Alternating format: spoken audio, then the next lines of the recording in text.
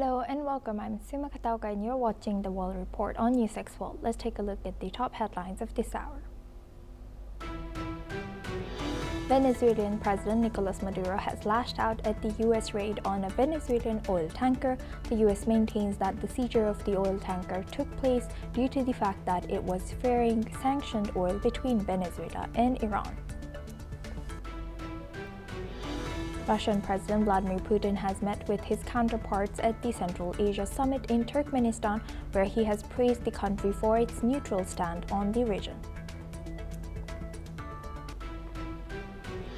Mexico's Senate has approved the hikes of tariff rates imposed on several Asian countries, including India and China. The move is expected to hurt foreign imports with rates of up to 50% levied on different countries.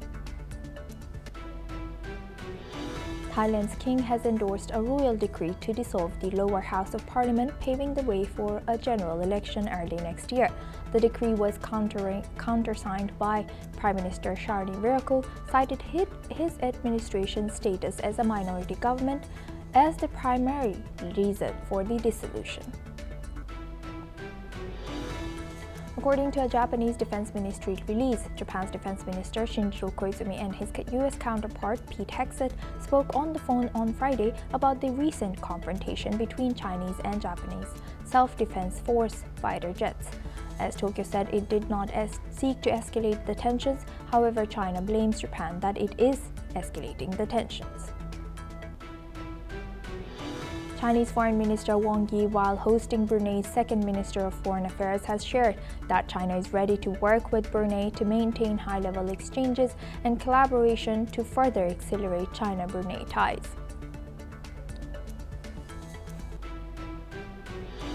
The Chinese Foreign Ministry has announced that Chinese Foreign Minister Wang Yi will visit the United Arab Emirates, Saudi Arabia, and Jordan from today to 16 December. This trip comes as he was invited by all the three Arab nations and has accepted the invitation. Gaza's 1.5 million displaced Palestinians are facing a new disaster as Storm Byron hits flooding makeshift tents and causes deadly exposure, including the death of an infant amid 2 years of Israel's relentless war and mass displacement.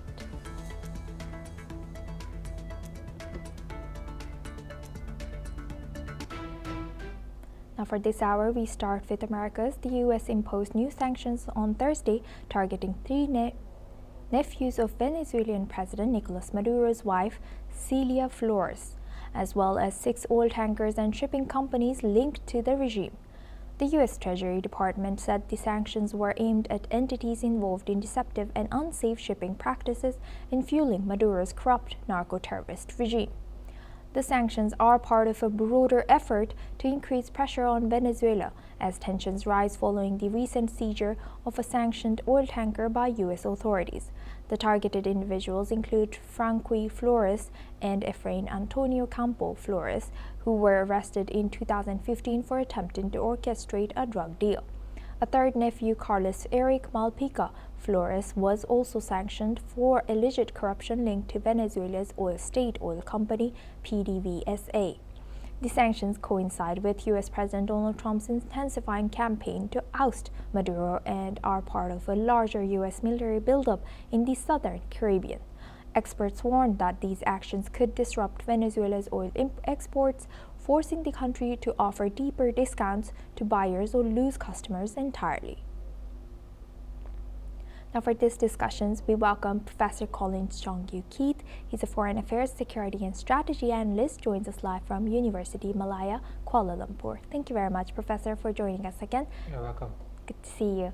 Now looking at this, how might this U.S. sanctions on Maduro's, family members, what do you think, what's the strategy behind this and also associated oil entities? How do you think this will further impact Venezuela and U.S. relations? Yes, this is not symbolic. It is targeted both financially and strategically. And of course, U.S. is tightening the screws where it hurts the most: money, oil, and family networks. So the real test will be whether this sustained enforcement will follow, because we all know that sanctions only work if they are relentlessly being policed, being monitored, being observed. But we have seen how this move to sanction family members, it signals Washington's, assessment that corruption and sanction evasion are deeply personal and network-based, and they are not just institutional or structural. So the inner circle of Maduro has been accused of money laundering oil revenues, using relatives and proxies to bypass restrictions. So the message being sent is clear and loud enough that there will be no safe haven, even through blood ties, and that we have seen also how the survival of Venezuela has also depended heavily on shadow oil exports, using ship-to-ship transfers, obscure ownership structures and reflect vessels. So all these are in the radar of Washington. So by sanctioning specific tankers, U.S. also is raising the cost and the risk of transporting the crude oil of Venezuela. So making these ports, insurers, intermediaries to think twice before committing this act. So the timing of this whole thing is also important, where Venezuela has been accused of quietly increasing their oil exports despite the sanctions in place, exploiting this global energy tightness and demand. So by this measure, I think Washington is, through Trump, is signaling that this tolerance is now over, especially where Maduro has shown little movement or efforts on the factor of reforms, democratic reforms, or free and fair elections. So this is also part of the alignment of the broader U.S. efforts to to reassert sanctions as a very credible tool, especially under the Trump administration. And Professor, as we have seen this escalate from both sides, but particularly from Venezuela's side, we haven't seen any move that compares to what U.S. has been doing towards Venezuela, except just name calling or asking UN to be involved. So could this move by U.S. now further, all in all, potentially provoke retaliatory measures from Venezuela? We have seen quite a subdued response from Maduro, and of course his administration for now. Of course, there will be public defiance, there will be nationalist rhetoric, there will be also some quiet attempts to reroute maybe tankers or to use intermediaries, and of course these have been anticipated by Washington, and of course also Washington has also expected the Maduro administration to seek greater fallback options and support and protection from other non-Western partners who are in need of the crude oil. But each workaround, each fallback option, strategic maneuvering also becomes more expensive and less efficient. As if we were to compare to efforts before, and also they risk also having this being used as a pretext by Washington also to increase the efforts to target these movements. And we have seen also how there have been prior discussions, there have been prior talks between Maduro and Trump personally. And I would argue that Maduro is well aware of the repercussions if you were to increase the efforts of defiance. And so far we have seen little open defiance, and of course we have seen little also actions being taken to have this direct confrontation with the U.S. forces. And responses have been confined mainly to this little fallout in terms of the impact. So I won't see any kind of harsh measures in place, responses, unless there's a shift in the strategic response by Maduro. But for now, it means to show that the Washington's efforts are being used as a real attempt by the Trump administration to target the things that matter the most, to stop the trafficking, to stop the movement of these illicit goods, and of course also to protect the interests of not only America, but also to secure the overall needs and the interests and stability of Latin America as a whole. Yes, we will be eyeing that. Thank you very much. With that, I would like to thank Professor Collins for joining us and sharing that insight. Now we move on to Europe. In an overnight drone attack, Russia has struck energy facilities in the South Ukrainian Odessa region, injuring 6 people and also causing fire and blackouts. The local governor has reported that the drone attack has led to power outage in several settlements across the region, especially where Ukraine's main seaports are located. Officials have observed that Russia has intensified its attacks on Ukraine's energy sector and infrastructure in recent weeks, mainly targeting power stations and railway hubs. This creates huge complications for Ukraine as winter is deepening and people are often left without electricity in the aftermath of these incidents. Moreover, Ukraine's biggest power company, DTEK, has issued a formal statement today, saying that one of its substations was also hit during the attacks. DTEK has recently restored power to about 40,000 customers, while 90,000 customers still remain without it. Now for this discussion, we welcome retired Major General Sudhakarji. He's an international relations and defense expert, joins us live from New Delhi. Thank you very much, Major General, for joining us again. Good to see you. Now, the escalation has been ongoing once again from both sides. How do you think this is jeopardizing any efforts made by US or other countries to bring these two closer to peace? Suma, good afternoon. Yes, Thank good you afternoon. for getting me for your show. Thank you. As regards your question, definitely it is not taking any effort closer to peace. Any kind of breach of security or extension of the conflict definitely does not augur well in the direction of making peace. Therefore, ideally speaking, in my opinion, while the end state desirable is peace and harmony and stability in the region, to reach the end state, we have to select the means and methods. And means and methods, one of the inalienable or one of the important component is to bring ceasefire into effect. When I say ceasefire, both the stakeholders, they have to freeze all activities, stop firing at each other, and that's the way in military science you do peacemaking.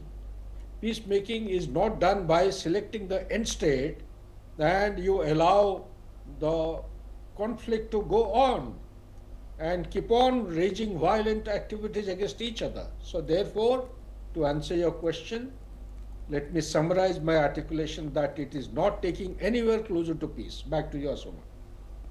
Right. And how do you think this, we also saw last week that the attacks also, Ukraine striked a ship, a shadow fleet in Black Sea.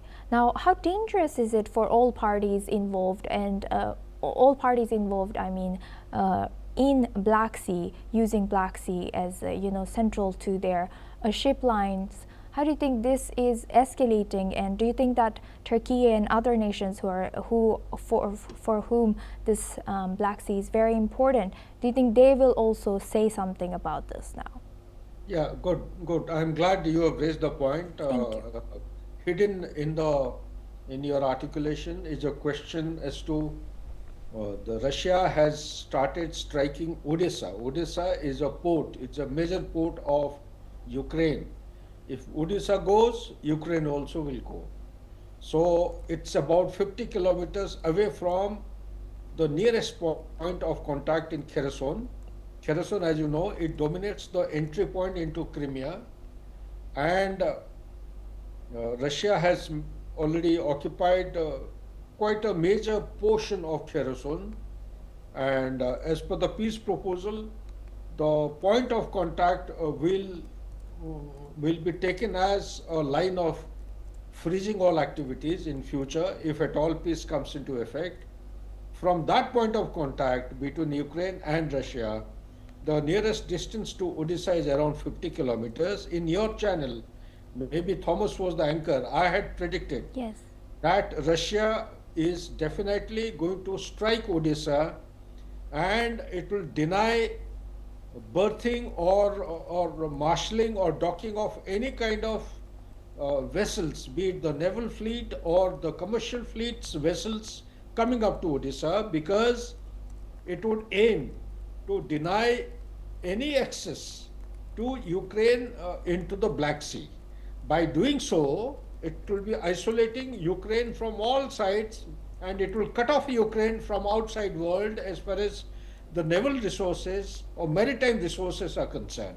That is going to be a major blow to Ukraine, if that is allowed to happen. 50 kilometers is not a big distance, and it can be traversed in a very, very reduced, condensed time frame, so it is dangerous. Now, why is it not happening? Why, if Odisha is the objective, why isn't Russia attacking it from the Black Sea? It is not attacking from Black Sea because Ukraine has got sufficient quantum of anti-ship missiles.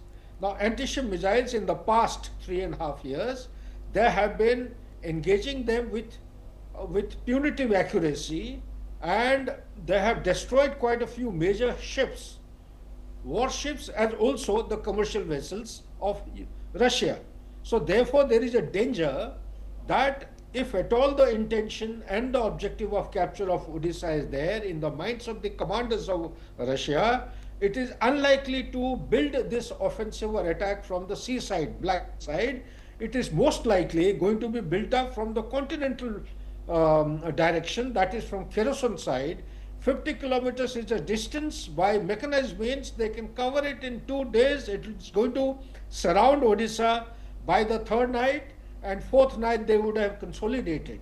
That is the kind of a threat, and more than that also, Asoma, Yes. if you allow me, north of or northwest of Odisha Yes. is a province called a Moldova. Now, Moldova and Ukraine, there is a narrow strip called as Tritistian. Now, they Yes, have General. common border with Odisha and Ukraine. That also is going to be, it is under the dominance of Russia, and so Russia will be able to put pressure on 2.5 sides, one from Kherson, Major one General. from Moldova side, and the other one from Black Sea to capture Odisha. If that is what the long-term objective and aim of Major General, thank you for sharing that, but unfortunately we're running out of time for this discussion, but please stay with us as we come back to you for our next discussion as well.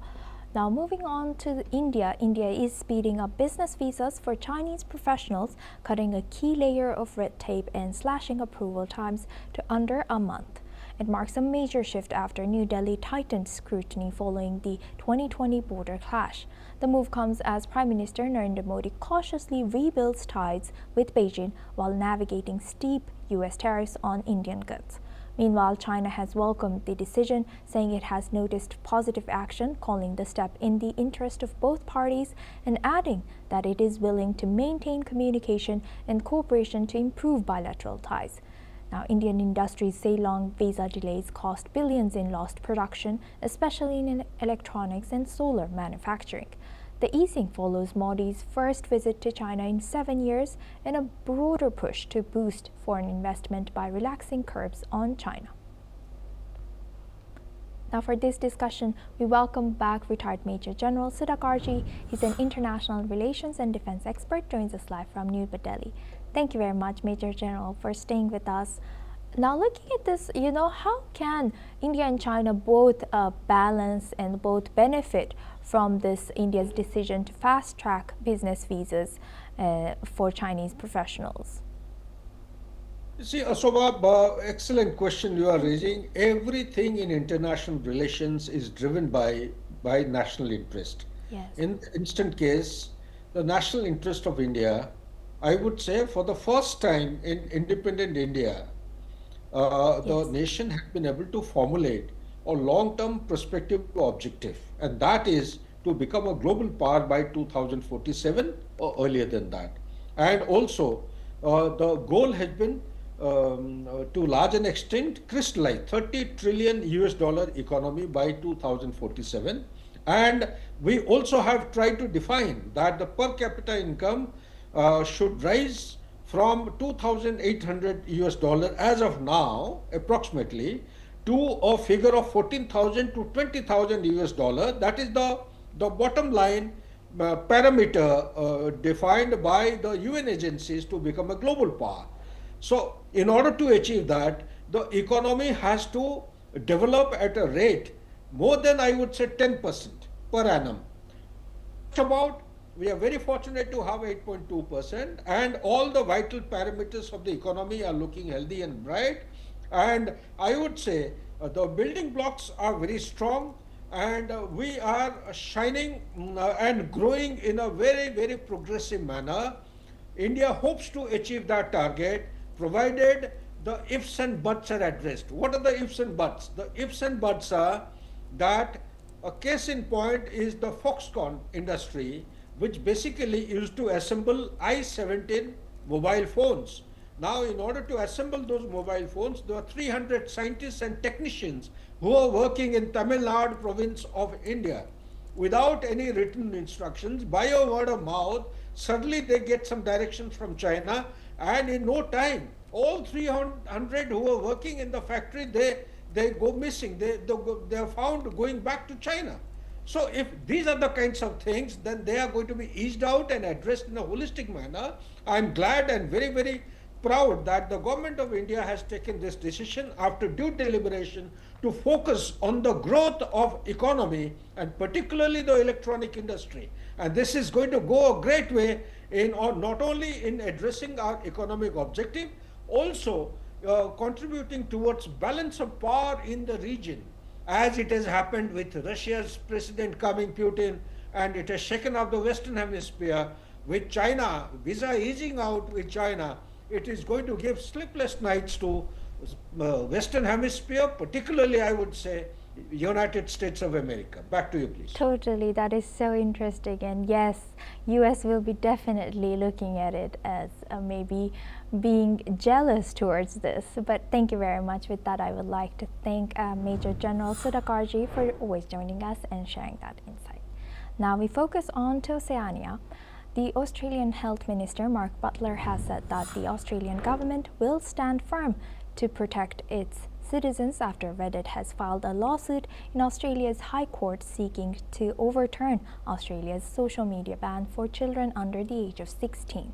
The San Francisco-based firm Reddit, which ranks Australia among its biggest market, has said that while High Court filing that the ban should be declared invalid because it has interfered with free political communication implied by Australia's constitution, setting the stage for a protracted legal battle. Meanwhile, Mark Butler has responded. Let's listen into what he has shared. Let's be clear, that shouldn't come as no surprise. Across our history, when our governments have taken strong action to protect citizens against highly addictive, highly damaging products, they've usually been challenged in the courts by the companies that profit most from them. But the idea that this is some action by Reddit to protect the political freedoms of young people is a complete crock. Now we move on to Hong Kong. Hong Kong is pushing to uncover the truth behind a devastating high-rise fire that killed at least 160 people and displaced thousands. The city's leader, John Lee, has said that an independent investigation will wrap up within 9 months. The probe is led by Judge David Locke and will look at possible systematic failures in construction, conflicts of interest, and even bid rigging. Authorities say substandard renovation materials helped fuel the blaze, which burned for nearly 2 days. Public anger is growing, and the government has launched both criminal and corruption investigations, promising institutional reform to restore trust. That's all we have time for. Keep watching NewsX World for more news updates from around the world.